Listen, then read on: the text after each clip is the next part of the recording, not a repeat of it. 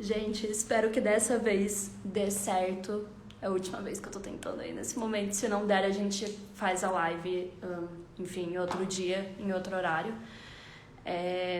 Porque a gente estava tendo aqui alguns problemas técnicos. Mas espero que dê tudo certo. Eu tô aqui conversando com a Yasmin.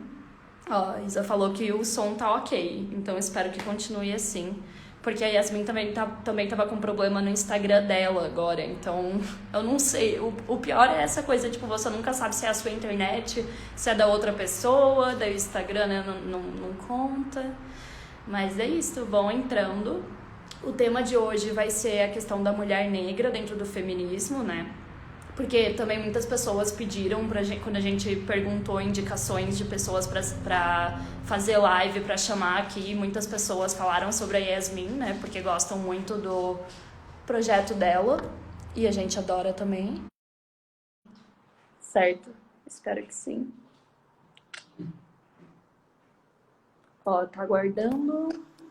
Foi? Aí agora acho que foi. Agora eu consigo escutá-la. Agora tá certo. Vitória! Oi, Yasmin, seja bem-vinda. Olá. A gente tem que agradecer meu amigo Victor aqui, que me emprestou o celular dele, que é melhor que o meu, então já tá tudo certo. Felizmente, pois Mas, estava a bom, ocorrer um problema extremamente estranho, não conseguia escutá-la, independente de quantas vezes adentrasse a live. sim, o meu também. Eu também não conseguia, tipo, todas as vezes que você entrou, eu também não conseguia te escutar, tava complicado. Mas, bom, se apresente aí pro pessoal, né, já que a gente também não tem muito tempo agora, que teve todos esses problemas, vamos vindo aí. Então, quem é você? O que você faz por aí? Qual que é o seu projeto? Olá, pessoal, boa noite. Inicialmente, gostaria de agradecer pelo maravilhosíssimo convite. Estou extremamente feliz, principalmente porque foi-me de ciência que muitas pediram a minha participação na live, então gostaria de agradecer. Chamo-me Yasmin Moraes, sou escritora, estudante de jornalismo e feminista radical. Atualmente sou a administradora do perfil e projeto Vulva Negra, que trata-se do primeiro projeto feminista radical e antirracista desenvolvido por uma mulher negra em Brasil. Estou muitíssimo feliz por esta participação. Ah, que legal, gente. O Vulva Negra, para quem ainda não segue, vai lá seguir, porque é maravilhoso, é uma página incrível.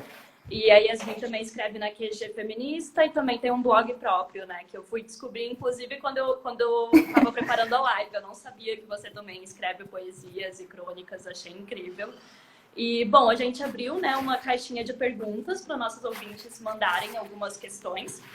E aí a gente já pode ir direto para elas, então, porque a gente recebeu muita coisa e a gente selecionou as 6 melhores perguntas, né? A Yasmin selecionou as que provavelmente, né, vão gerar mais conteúdo e mais papo aqui pra gente.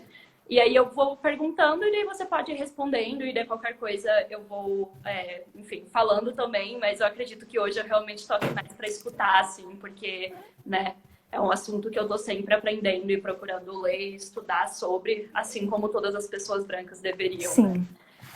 Então vamos começar, assim. A primeira pergunta que a gente selecionou foi: o feminismo radical exclui mulheres negras e deixam as pautas da mesma de lado? O que você tem para falar sobre isso?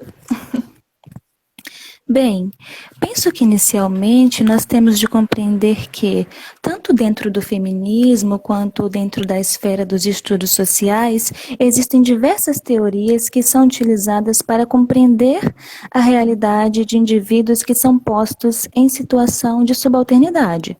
O feminismo radical parte de uma análise materialista de sexo, classe e raça para discutir as razões da opressão da mulher em uma sociedade patriarcal. Contudo, trazendo para um cenário pós-colonial e principalmente em Brasil, nós sabemos que a maioria das mulheres vigentes nesse contexto tratam-se de mulheres racializadas, e nisso incluímos mulheres negras, mestiças e indígenas. Então, deste modo, quando passamos a analisar a materialidade, não há como excluir pautas que são inerentes às vidas de mulheres negras. Porque, por exemplo, se formos analisar uma perspectiva estatística, mulheres negras são comprovadamente a classe de pessoas que mais morrem por abortos clandestinos. Mulheres negras também são aquelas que mais sofrem com violência doméstica em Brasil. Mulheres negras são aquelas que recebem os menores salários, são aquelas que, juntamente às mulheres mestiças e ribeirinhas, são protagonistas dos terríveis casamentos infantis. Então, a partir disso percebemos que uma análise da materialidade sempre estará atrelada à vivência de mulheres negras. Contudo, faz-se necessário salientar que estas mulheres carecem de ter o protagonismo nestas análises, pois, como sabemos, por mais que o feminismo radical estruture-se de uma maneira a, de fato, analisar a realidade de mulheres, e principalmente em Brasil, não possuímos uma participação tão contundente de mulheres negras e racializadas na vertente. E, obviamente, isso acaba por gerar questões como esta. Sim. E você diria que essa questão de não ter tantas mulheres dentro da vertente é por uma falta de acesso, muitas vezes, a esse conhecimento? Porque muitas das autoras que a gente lê do radical, a grande maioria, né, vem de fora. Então, vem muito do feminismo francês, vem muito do feminismo britânico, americano. Então, eu vejo assim, porque pelo menos pela maioria das pessoas que eu conheço, né, a gente geralmente começa lá pelo feminismo liberal, e daí até a gente encontrar as pautas do radical ainda demora um pouquinho. Então, eu imagino que pela falta de acesso isso possa acontecer muito, assim. Não sei quais outros motivos também você vê e tudo mais. Eu diria que há três motivos centrais. O primeiro motivo é exatamente este que foi citado por ti, pois, como sabemos, o feminismo radical trata-se de uma vertente teórica um tanto densa. Então, há textos que são extremamente complexos, autoras que exigem um conhecimento prévio para serem entendidas e, sobretudo, há obras feministas radicais de suma importância, as quais não estão traduzidas para o português. Então, temos toda uma movimentação de coletivos como a própria QG feminista, na qual mulheres traduzem e adaptam para uma linguagem mais coloquial textos que são de fato complexos. E como nós sabemos, em uma sociedade estruturalmente racista, aqueles que possuem acesso ao conhecimento, maior ingresso nas universidades, maiores níveis de alfabetização, são indivíduos brancos. Então, qualquer vertente que apele para um lado mais teórico terá um certo difícil acesso, mas atualmente, com o surgimento de perfis como o Vulva Negra, o Perseguidas e tantas outras mulheres racializadas que estão articulando-se em Brasil e em América Latina para trazer a vertente e o pensamento materialista para cá, temos percebido que está a tornar-se um tanto mais acessível. Porém, ainda não estamos em um cenário ideal, pois em um cenário ideal, nós de fato conseguiríamos adentrar esses espaços completamente. Na segunda questão, eu salientaria a demonização do feminismo radical. Pois nós sabemos, exato, que esta vertente é extremamente demonizada através dos veículos de mídia, através das redes sociais. E em uma sociedade patriarcal e racista, mulheres negras e racializadas estão mais passíveis à perseguição e violências físicas e simbólicas. Deste modo, algumas violências que não são perpetradas contra mulheres brancas, as quais posicionam-se como feministas radicais, são perpetradas contra mulheres negras que possuem este mesmo posicionamento. Então, por conta disso, há diversas mulheres negras e de demais etnias que não assumem-se ou posicionam-se como feministas radicais, pois sabem que ocorrerá esta perseguição duplamente maior. Faz bastante sentido. Inclusive, acho que a gente já podia puxar para a próxima pergunta, que vai falar justamente sobre isso, se o RAD é uma boa alternativa para a emancipação das mulheres negras e periféricas, e daí já juntar com a que diz por que dizem que o RADFEM é racista, né? Que daí entra também toda a questão da demonização, eu acredito também. Eu penso que quando falamos a respeito do feminismo radical enquanto uma estratégia de emancipação para mulheres negras, racializadas e periféricas, nós temos de retornar àquele ponto inicial que eu havia salientado. Dentro dos estudos sociais, há diversas vertentes para compreender a realidade de pessoas marginalizadas. E penso que nós podemos partir da análise materialista do feminismo radical e unir aspectos do feminismo negro. Pois, como sabemos, a maioria das autoras feministas radicais não tratam-se de mulheres negras. Mas, como tu própria citaste, o feminismo radical iniciou em um cenário norte-americano, europeu. Então, é preciso que, em Brasil, nós, enquanto feministas radicais e teóricas, dialoguemos também com perspectivas do feminismo negro e como autores desta vertente, pois atualmente sim, nós estamos em um cenário onde há uma certa apropriação, mas é interessante lembrar que no início, 1970, 1980, diversas feministas negras também partiam da análise da materialidade. Inclusive, eu possuo este livro, Vozes Insurgentes de Mulheres Negras, e gostaria de ler um trecho muito pequeno sim, para certeza. vocês, Eu não que foi conheço ele, de quem escrito... que é? Na verdade, é uma coletânea com escritos de várias teóricas negras Que brasileiras. É legal. fantástica e Massa, vou recomendo deixar para na todos que descrição desejem. depois. Sim, Uhum. abrirei aqui para vocês. Este trecho é da Neuza Pereira, que tratou-se de uma feminista negra muito proeminente entre os anos 70 e 90. Nesse trecho, ela diz assim: apesar de tudo, nós sabemos o que queremos. Queremos ser respeitadas, entendidas, amadas, como ser pensante e como fêmea.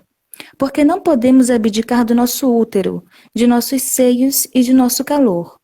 Pretendemos continuar sentindo nossos órgãos genitais de forma total, sem medos ou complexos.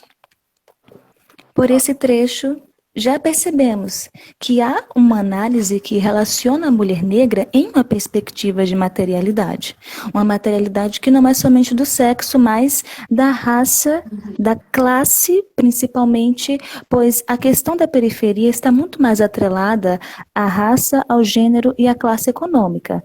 Então, nós utilizamos pensadoras feministas radicais e feministas negras para abranger esta realidade, pois penso eu que o feminismo, quando levado para as comunidades e tem de estar nas comunidades, nós temos de salientar o fato de que organizações de mulheres negras, tanto nas periferias como no período pós-colonial, sempre foram revolucionárias.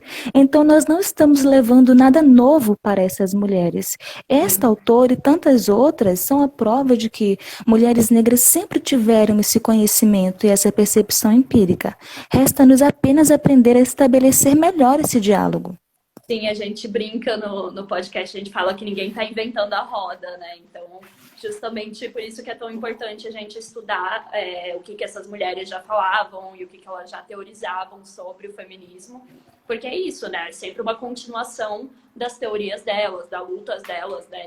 Nada disso surgiu do nada, então a gente só está realmente estudando e trazendo, né, para a nossa atualidade, revendo as pautas e, inclusive, muitas vezes melhorando, que é justamente daí que vem esse título, né? Dessa questão de as pessoas falarem da mulher negra como um recorte separado, tipo, depois você lembra da mulher negra, ah, não, mas para a mulher negra era assim.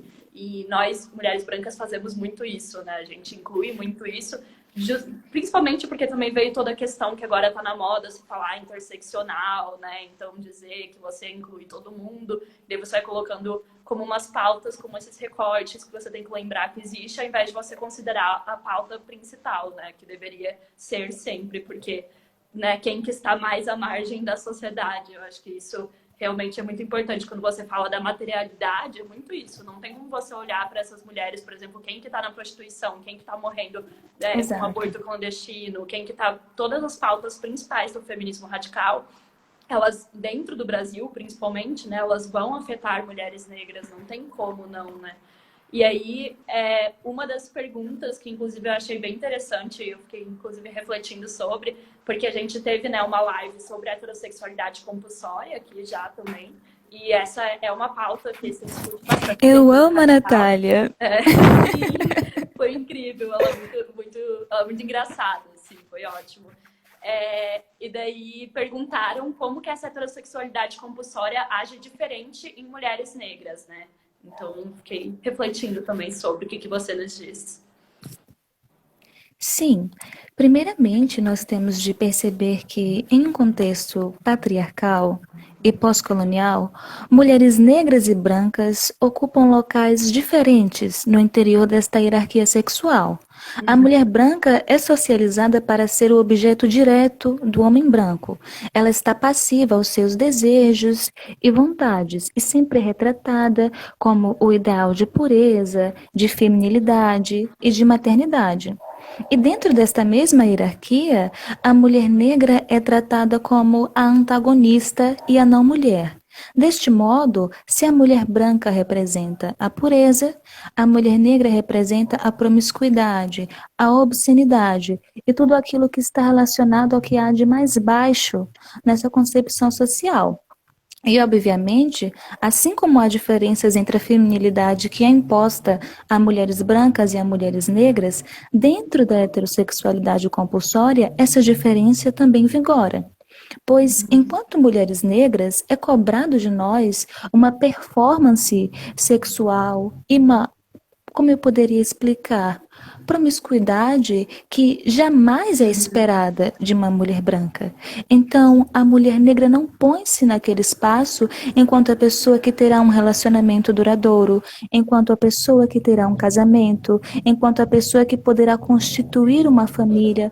Todos esses ideais patriarcais contra os quais nós, enquanto feministas radicais, nos opomos, tratam-se de questões que sequer foram vivenciadas por mulheres negras. Se nós formos observar as estatísticas, nós podemos perceber que mulheres negras, e principalmente aquelas que possuem peles mais escuras, dificilmente conseguem estabelecer relacionamentos duradouros. Estas mulheres, nós, enquanto mulheres negras, somos constituídas enquanto objetos descartáveis. Deste modo, a heterossexualidade compulsória se manifesta de outra maneira, pois nós buscamos a todo momento enquadrarmos nesse ideal, porque quando não estamos enquadradas nele, o pouco de humanidade que nos é atribuído nesse sistema é tomado. Então, diferentemente da mulher branca, não nos é ensinado a fantasiar com contos de fadas e acabamos adentrando em relacionamentos abusivos. Não, o relacionamento abusivo, violento e hipersexualizado já trata-se daquilo que espera-se de mulheres negras e somos socializadas de modo a que estamos muito mais expostas à hipersexualização. Inclusive, há alguns anos, uma pesquisa comprovou que boa parte das pessoas adultas tendem a conceber meninas negras de até 10 anos como menos inocentes do que meninas brancas de mesma idade. Exatamente. Então, há toda essa perspectiva de hipersexualização imensa pairando sobre mulheres negras. Sim, e que também cai em cima dos homens, né? Muitas vezes tem muita hipersexualização do homem negro também. A questão do menino também, né? Então é tão comum acontecer da polícia matar meninos e muitas vezes falar que achava que eles eram mais velhos ou que achava que eles estavam com alguma arma ou com alguma coisa, quando era só um brinquedo ou algum tipo de coisa assim. Então é realmente assustador, porque isso é muito real, assim. E o que você falou é muito interessante, porque no podcast a gente está falando, a gente está lendo o Segundo Sexo, né? E a gente estava agora na parte do. A Simone vai falar muito sobre a instituição do casamento, né? Mas obviamente foi uma instituição que sempre foi feita e pensada para a mulher branca, né? Para a mulher branca que deveria ficar ali dentro de casa. Então é muito diferente a forma como a heterossexualidade compulsória vai ser colocada ali para aquela E mulher, outra. para escrava ou enfim, para a mulher Exato. negra. E outra questão muito interessante é que nós, enquanto feministas radicais, sempre falamos a respeito do serviço feminino não remunerado e do serviço feminino que é realizado por conta do casamento.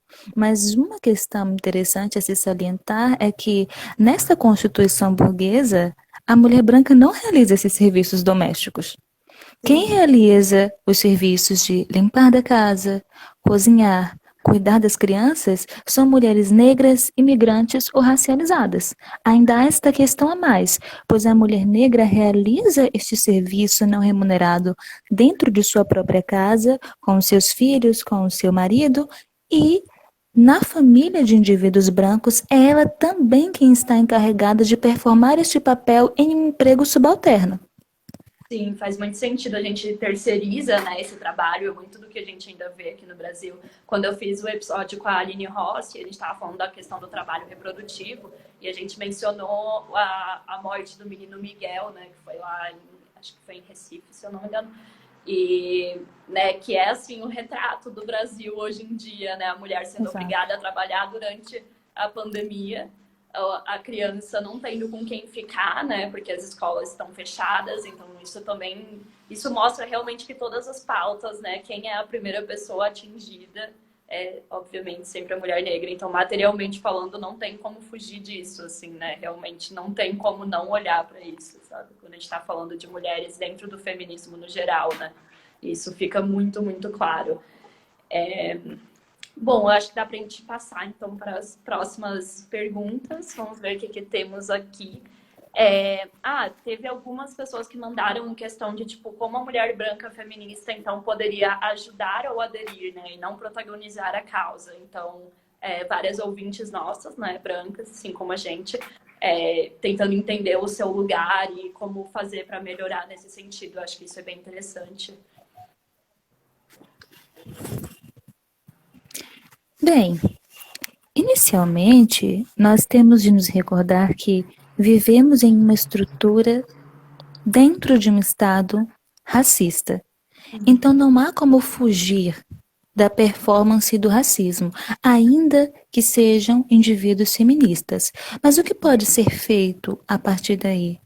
Um pacto antirracista e feminista real. Pois nós estamos vivenciando um momento em que mulheres negras têm iniciado a protagonizar suas causas, inclusive receber certa proeminência no feminismo radical e estão sendo hostilizadas por mulheres brancas. Então, penso que o ponto inicial é perceber-se não enquanto protagonista, porque tanto a mulher como o homem branco são passíveis à branquitude. E nós sabemos que um dos conceitos da branquitude é o ser humano universal. O indivíduo branco é universal e todos os outros são racializados. Então, na perspectiva feminista, a mulher branca tende a se colocar enquanto a mulher, o parâmetro de mulher. E todas aquelas que não são brancas e não partem deste ponto são recorte. O início dá-se por este ponto, a percepção deste não protagonismo e o real desejo de desconstrução de padrões, porque nós estamos vivenciando um momento no qual é interessante, abre e fecha aspas, ser antirracista e posicionar-se a favor de mulheres exatamente racializadas. Porém, esse posicionamento parte de um local de perda real de privilégios, porque há muitos momentos em que pessoas brancas percebem que está ocorrendo a ação de algum privilégio em detrimento de uma pessoa negra, mas não posicionam-se, não fazem nada, permitem que aquilo dê continuidade. Então, em um primeiro momento, esta seria a solução, posicionar-se de forma sincera a respeito destes privilégios e deste espaço. Pois ser verdadeiramente antirracista para um indivíduo branco, assim como para um homem dizer-se pró-feminista, faz-se necessário de fato estar disposto a abdicar e perceber que esses padrões sociais não constituem a normalidade, que não trata-se de um direito, que tudo isso foi socialmente construído às custas da humilhação de demais etnias. Eu diria que este é um ponto inicial, pois não há como ocorrer uma solidariedade entre todas as etnias de mulheres se nós não partirmos de um princípio antirracista e verdadeiramente antirracista, não somente antirracismo negro, contudo, antirracismo asiático, antirracismo indígena e contra todas as outras etnias. Sim, é muito importante isso que você falou de não se ver como a mulher, né, o típico e o resto é recorte, porque, inclusive, quando a gente começou a falar sobre o segundo sexo, a gente trouxe as críticas que as feministas negras já fizeram, né, a Simone de Beauvoir, que são diversas, obviamente, então a gente sempre reforça isso, que é óbvio que a Simone tem a sua importância para o feminismo, mas ela ainda era uma mulher branca em 1940 e pouco, lá na França, e aí a crítica principal que a gente trouxe, que é inclusive o livro que eu estou lendo esse mês, foi da Grada Quilomba, que ela vai falar justamente sobre tipo, como a mulher é o outro, que a Simone vai falar, né? Basicamente, no segundo sexo, toda a tese dela é que a mulher é o outro e o homem seria o universal. E daí a Grada Quilomba vai trazer a questão que a mulher negra, então, seria o outro do outro ainda, né? Porque ainda tem aí uma outra questão por cima, né? Além de você ser o outro, você ainda é minimizada ali, né? Mais ainda. E agora que a gente está falando da parte, por exemplo, da história, ela fala muito sobre, por exemplo, a questão do sufrágio feminino, né? Como, por exemplo, nos Estados Unidos. E depois, quando você vai ver, por exemplo, a Angela Davis, que é muito mais contemporânea, ela já fala, tipo assim, não, mas aquelas primeiras mulheres lá que queriam um voto, Exato. elas viram mulheres negras. Então, tipo, é muito importante a gente ler essas teóricas, mas, obviamente, sempre com esse senso crítico, né? Né? Apenas um adendo.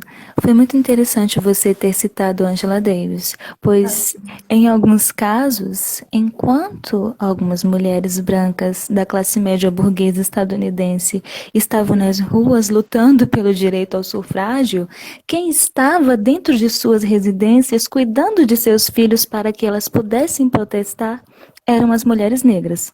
Sim, no Mulheres, Raça e Classe, é tipo um tapa na cara nesse quesito, assim, porque ela vai mostrando, porque é muito romantizado, né, essa ideia do sufrágio, daí as mulheres foram lá e lutaram pelo voto feminino, e inclusive ela fala de muitas questões, como, por exemplo, várias mulheres que excluíram, tipo, elas não queriam que o homem negro tivesse o voto, Sim, porque elas sim. acreditavam que elas não receberiam esse direito, então, tipo assim, coisas absurdas, assim, que realmente, obviamente, a gente não aprende na aula de história, né? Outra questão interessante. Nós temos de tomar cuidado, pois de tempos em tempos este pensamento ressurge entre as minorias. Este pensamento de que o homem branco, do alto de seu poder, escolherá somente uma classe para ser libertada. Então todos os oprimidos têm de digladiar-se entre si para saber quem será a classe daquele momento. E foi justamente o que ocorreu neste período, que é retratado pela Ângela no Mulheres, Raça e Classe. Mulheres brancas estavam antagonizando com homens negros, não somente por conta da questão racial, mas pois elas criam que o homem branco escolheria somente uma dentre as duas classes para ter esta suposta libertação. Exatamente, tipo, e também querendo ser aquele ideal que o homem branco iria querer, né? Então a mulher, elas até queriam o voto, mas calma, a gente, né, não vai lutar do lado de homens negros, ainda somos tipo bozinhas, a gente só quer o voto pra gente. Então entra em tantas contradições, né, que hoje em dia é muito bom que a gente consiga ver isso como contradições, sabe? E é muito bom que a gente sempre reforce essas questões e, enfim, né, traga essas pautas, porque realmente é o pensamento que ressurge sempre, assim. E se a gente não vê todas as lutas das minorias como atreladas umas às outras, né, como todas elas sendo importantes, né, não sendo recortes ou ele vai escolher a minha ou a sua, realmente a gente não chega em lugar nenhum, né? Porque que tipo de feminismo seria, não é mesmo? E, bom, eu acho que passando também para outra pergunta que fizeram, foi a questão do porquê dizem que o Radifem é racista. E aí eu realmente não saber, eu não sei se você sabe responder exatamente, assim, se você tem uma... Porque eu já ouvi falarem muito isso, mas também já ouvi de várias vertentes, então, tipo, super confusa, assim, sabe? Não sei se você consegue ajudar. Creio que sim, pois este ponto retorna ao início do nosso diálogo. Estávamos a dizer que, pelo feminismo radical, tratar-se de uma vertente que exige um aprofundamento teórico muito maior, acaba sendo maioritariamente acessível à classe branca. E neste caso, a classe feminina branca.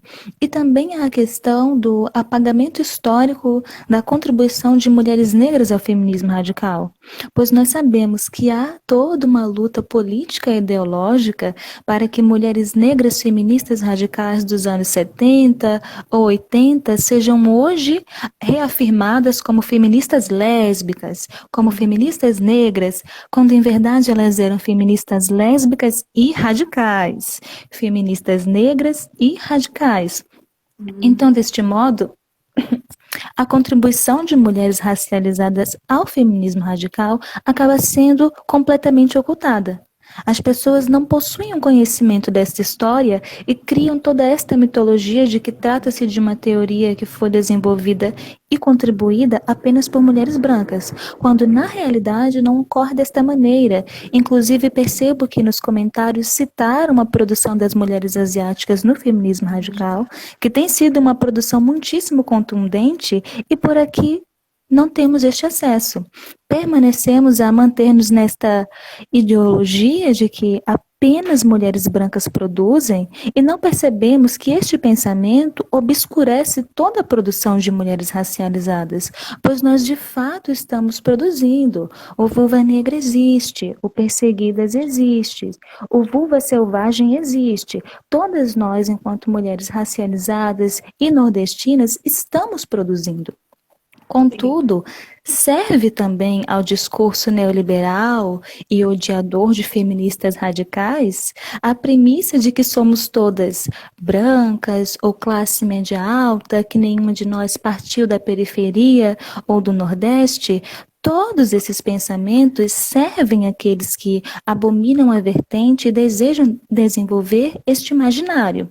Contudo, faz-se necessário manter-nos cautelosas, porque assim como alguns indivíduos de teorias um tanto mais neoliberais tentam utilizar-se disso para obscurecer ainda mais o feminismo radical, há feministas radicais que utilizam-se da participação de mulheres negras para fazê-las de token, e isso é extremamente prejudicial, pois mulheres negras e racializadas em geral não estão sob a tutela de ninguém.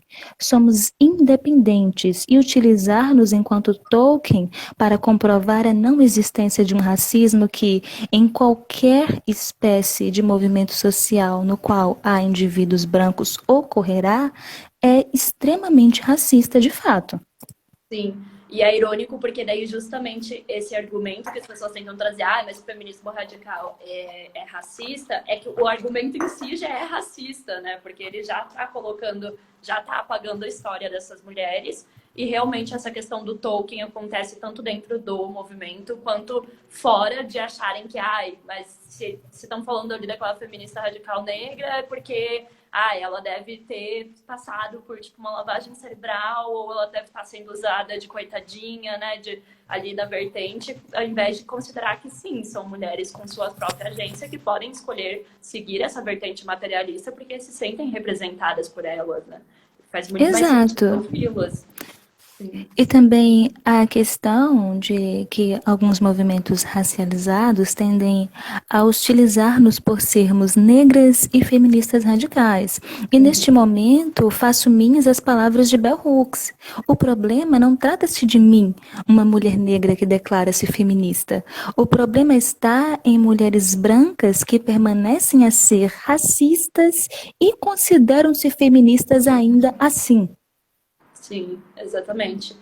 E depois, obviamente, a gente vai encontrar problemas em todas as vertentes relacionadas a isso, mas o feminismo radical é sempre extremamente demonizado. A gente, inclusive, quer fazer uma live aqui futuramente para falar sobre o que é o feminismo radical e por que ele é tão demonizado, que a gente considera um tema super importante também. E eu acho que você conseguiu explicar isso muito bem, assim. Bom, eu acho que, deixa eu dar uma olhadinha, mas talvez a gente já tenha respondido todas as perguntas e já são, deixa eu ver que horas, são 6h52. Você disse que precisa sair às 7, né? Aí Sim. Ok. Então essa live vai ser um pouquinho mais curta, gente, mas de boas, qualquer coisa também a gente continua em outras. Se vocês tiverem mais dúvidas, a gente tá sempre aqui aberta e tá sendo muito legal, né, ter essa troca. Bom, acho que a gente já falou, mulheres negras que não inclui criança.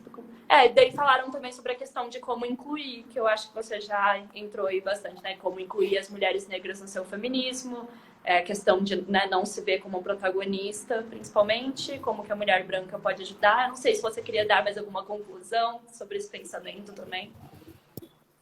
A respeito de como mulheres brancas poderiam auxiliar? Isso.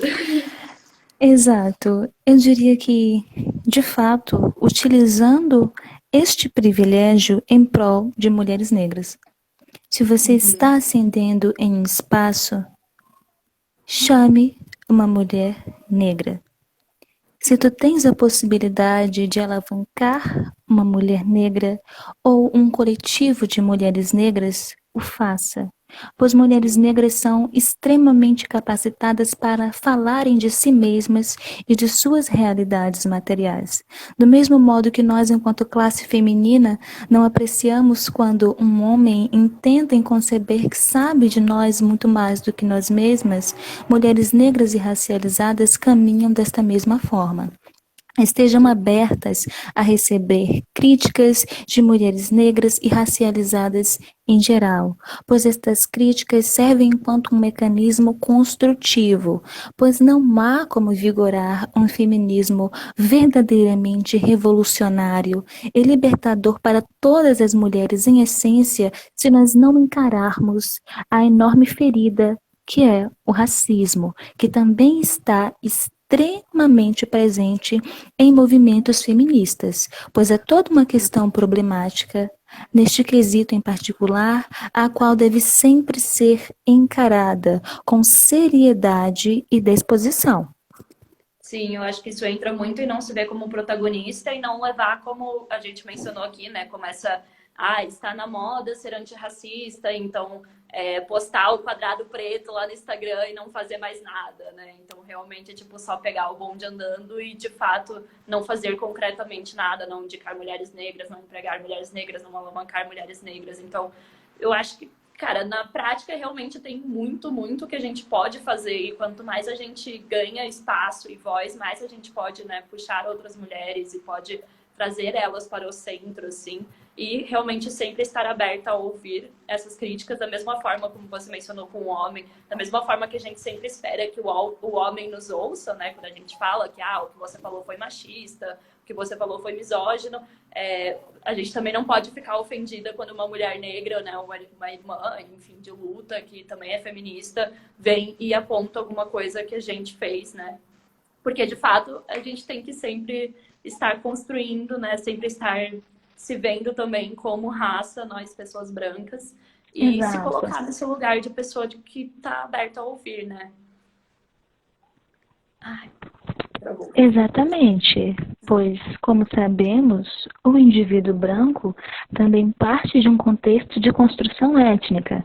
A grande diferença é que, em uma hierarquia racial, todas as outras etnias foram racializadas, enquanto o indivíduo branco, europeu ou eurodescendente pôs-se como centro da humanidade, mas é extremamente importante conceber que todos nós, inclusive pessoas brancas, partem de um ponto étnico. Este ponto não é universal e jamais deve ser universalizado.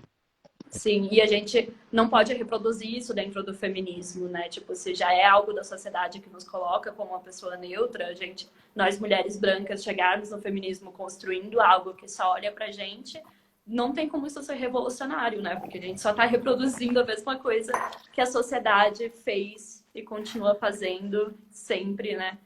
E realmente, se a gente volta para as pautas principais do radical, não tem como não olhar para mulheres negras, porque sempre serão as mais afetadas. E materialmente falando, né, a gente só tem que fazer com que chegue para mais mulheres, cada vez mais mulheres, essa informação. E nesse quesito, por exemplo, iniciativas que nem o Vulva Negra são incríveis, maravilhosas. Eu tenho certeza que muitas mulheres negras devem ter se identificado muito e ficado muito felizes, né, com resultado. Assim, se você quiser contar um pouquinho sobre a página, já fazer aí seu jabá, pedir para o pessoal seguir. Eu imagino que aqui todo mundo já te siga, mas se ainda não seguem, né, podem ir lá conhecer.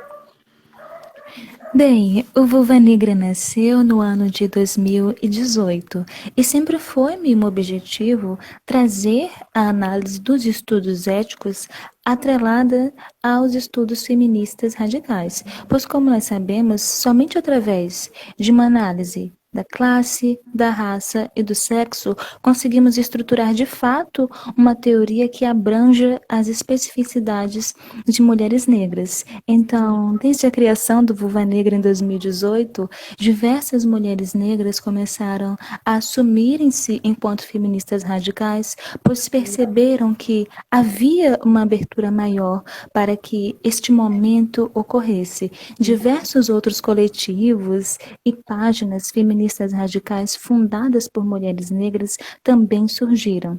Deste modo, a existência do Vulva Negra é completamente política e acolhedora, pois percebo que este projeto, por mais que somente administrado por mim, abrange e toca a vida de diversas outras mulheres negras e de demais etnias.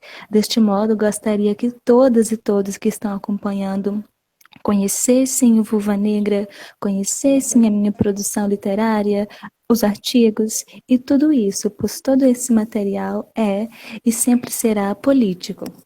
Com certeza, nossa, é incrível. Eu, inclusive, ia perguntar se você faz tudo sozinha, se você realmente produz tudo sozinha na Vulva Negra, porque a página realmente é maravilhosa e merece muito reconhecimento mesmo.